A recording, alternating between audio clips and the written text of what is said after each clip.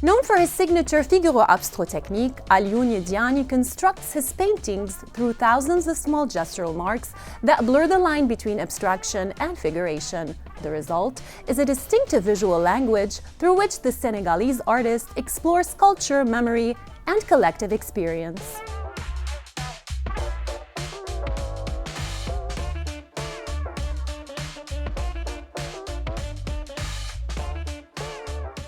Ce langage a été créé en 2013 suite au décès de mon grand-père qui était un maître coranique. Son activité principale, c'était l'écriture arabe. Et quand il est décédé en 2013, j'étais en France, je ne pouvais pas venir à l'entraînement et tout ça. Et du coup, un jour, je commence à reproduire ce qu'il faisait. Sauf que moi, je ne savais pas écrire l'arabe, donc du coup, j'essayais de faire une reproduction sans faire exprès de ce que mon grand-père faisait d'abord.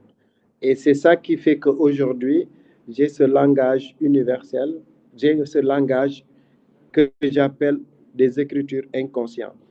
Chaque personne peut l'interpréter comme elle le voit. Par exemple, il y a des personnes arabes, il y a des arabisants qui me disent que c'est de l'arabe, il y a des Arméniens qui voient leur écriture, il y a aussi des Éthiopiens qui voient aussi leurs écritures. Donc, quand on est prêt dans mes tableaux, on a cette abstraction-là, ces signes. Dès qu'on recule, ces signes disparaissent et donnent l'image figurative. Now, Diani returns to Paris with Saitou at Galerie Templon. Shaped by 2 years of research across Senegal, the exhibition follows his journey through remote regions and minority communities, where he documented ancestral customs and rituals still preserved today. En fait, Saitou vient d'un mot wolof qui signifie en français inspecter, rechercher quelque chose de précieux. Cette chose précieuse, c'est la culture. Ce qui m'a donné plus l'idée, c'était en fait une histoire de regarder si est-ce que ces communautés vivent toujours leur culture à 100% ou ils sont en train de vivre un petit peu les choses un peu plus modernes, quoi. Parce qu'on voit tout ce qui se passe dans le monde, on voit l'influence des réseaux sociaux, on voit aussi l'influence de la mondialisation. Et je me suis dit que voilà, il faut que j'aille voir si est-ce que les pratiques, ces rituels-là, si est-ce que les gens continuent à les pratiquer, si la culture est en voie de disparition ou pas. Et je me suis dit qu'on ne peut pas vivre dans ce monde actuel sans la culture, parce que c'est la culture qui nous donne ces valeurs. La culture nous donne les valeurs de courage, dignité, d'éducation. Ces 4 communautés que j'ai vécues, pour moi, elles sont tous intéressantes et ça m'a beaucoup apporté sur le plan social, mais aussi sur le plan intellectuel. Chez les Bédiques, quand je suis allé les voir, on m'a fait comprendre que dans leur communauté, ils ne divorcent pas. Donc, ils ne connaissent pas le divorce, ils sont très solidaires en couple.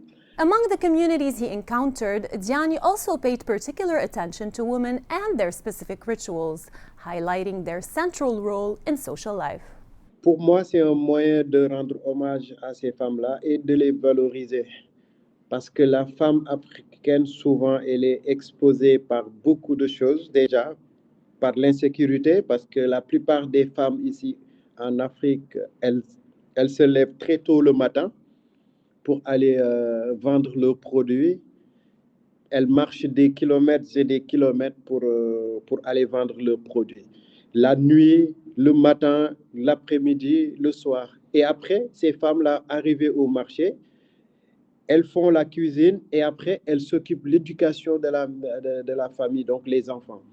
Exhibited across numerous countries and having represented Senegal at the 60th International Art Exhibition La Biennale di Venezia, Alioune Diani continues to bring his work to an international stage. At the core of his practice remains a constant mission to preserve, carry, and transmit the cultural heritage of Senegal.